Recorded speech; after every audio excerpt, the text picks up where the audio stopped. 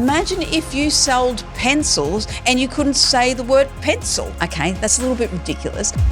The sooner someone knows about what your business is, what your business does, and how they can benefit from it or how you can help them, the sooner they can get on board. I like to give the example of when we sometimes design business cards for the business owner that wants everything on the card, every icon, every service. This business card is so filled with information, the receiver of that card does not know what to do, where to look next. It is just compact with everything.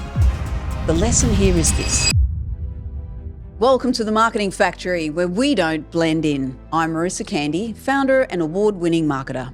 And for over 2 decades, I've helped businesses think differently about their marketing and achieve powerful results. In this podcast, I'll share proven strategies so that you can create profitable marketing campaigns that drive real impact for your business. Ready to turn clarity into action? Let's get started. Hey, welcome to the Marketing Factory podcast. I'm your host, Marissa Candy, and in this week's episode, we're going to be talking about how to market Taboo services. Ooh. So picture this.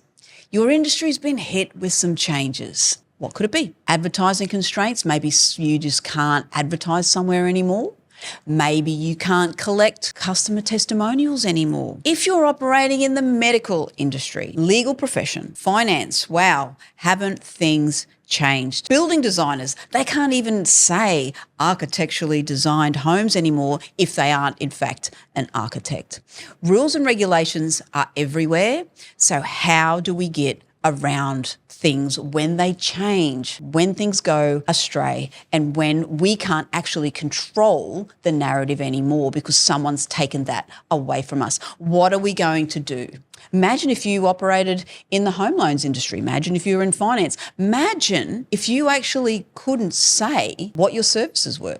You couldn't actually promote what you actually did. Imagine how tricky that would be. Imagine if you sold pencils and you couldn't say the word pencil. Okay, that's a little bit ridiculous, but you get what I'm saying, right? Sometimes things happen that are out of our control. Rules change, regulations change, and us as business owners, we have to adapt and overcome. So today what I thought I would do is to talk about a little bit of a case study that on one of our clients that we saw some great results on, because they had some massive changes come into their industry, and I'm not going to give it away just yet. We're going to have a little bit of fun, okay? We're going to play a little game of, what does this business do? Do. Roll the music, team. What does this business do? I'm glad you've asked. Okay, I'm going to say the name of this business, and you've got to tell me what industry they operate in, okay? Are you ready? Now, no, you can't actually respond to me, so I'm actually just, going to be talking to myself here for a bit. I'm not going to wait for your outcome, but I'm hoping that you might be able to share with me what you thought it was on our socials, or at the end of this episode, we'll tell you how to keep in touch. Just quickly, if you're a business owner struggling to see results from your marketing, or you're overwhelmed by the thought of marketing your business, we can help. Book in a call with my team using the link in the show notes, and let's get your brand thriving without the struggle. Now, back to the episode.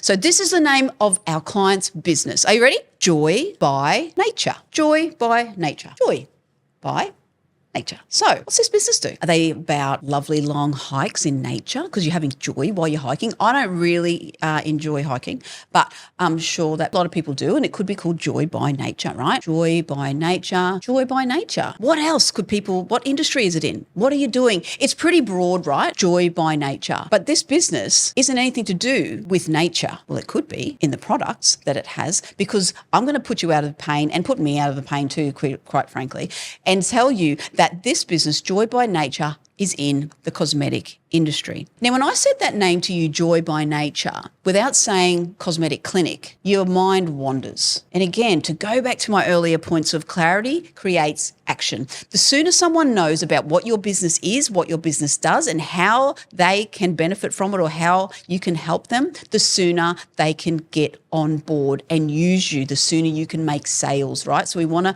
make things really clear. Now, Joy by Nature operate in the cosmetic industry. Massive changes came out into the cosmetic industry. All of a sudden, people in this fairly unregulated industry couldn't say what their services were. They weren't allowed to use the word Botox. They weren't allowed to use the word filler. They weren't allowed to use any of these common terms that actually mentioned what they did or what they offered. What do you do? Shut the doors. Let's go home. It's all over. Or is it? Of course it's not all over. Some people and some businesses did struggle. And we did see a high number of people in the cosmetic industry put their businesses up for sale. And we don't want this to be you, because all you need to do is this. You need to take a strategic approach, which is what we did with Joy by Nature.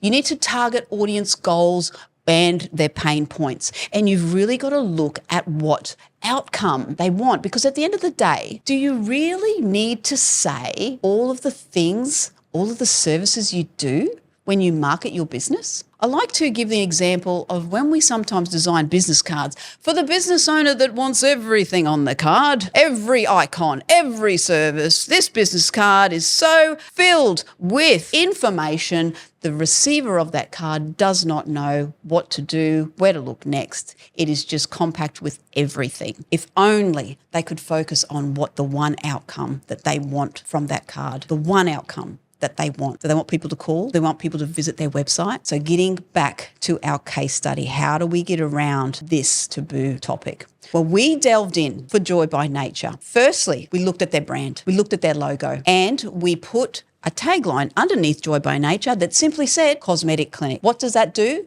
Immediately affirms what the business is about, what industry they are in, and if it's for you, we are it. We looked at their ideal customer, where they were located, their gender, their age. Then we went ahead and we found the perfect photo and one simple phrase. The perfect photo that encapsulated what the ideal client of Joy by Nature looks like, and we found it and we grabbed her because that's who we wanted. We grabbed her and she became the avatar of the business. And along with that photo, we had one phrase that promoted everything at this cosmetic clinic, that underpinned all of their marketing. And do you know what that phrase was? You want to know what that phrase was, don't you?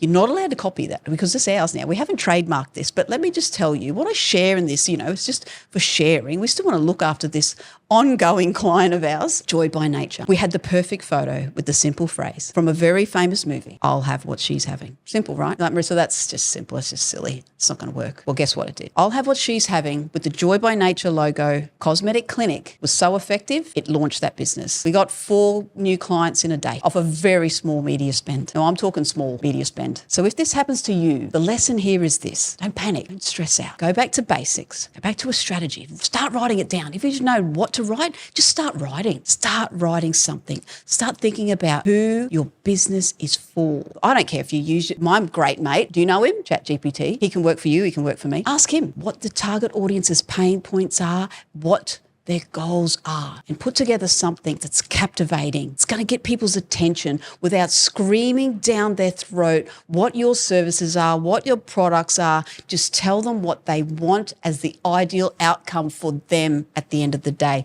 And I can guarantee you this, you'll be onto a winner. This episode's been great. I hope you've got something out of it, and I look forward to sharing again with you soon. Until next week, stay cool. Thanks for tuning into The Marketing Factory. If today's episode helped bring clarity to your marketing strategy, please leave a 5-star review on Apple Podcast or Spotify. And don't forget to subscribe on your favorite platform. Stay connected with us on the socials at The Marketing Factory or at The Marketing Factory AUS, and let's keep turning clarity into action.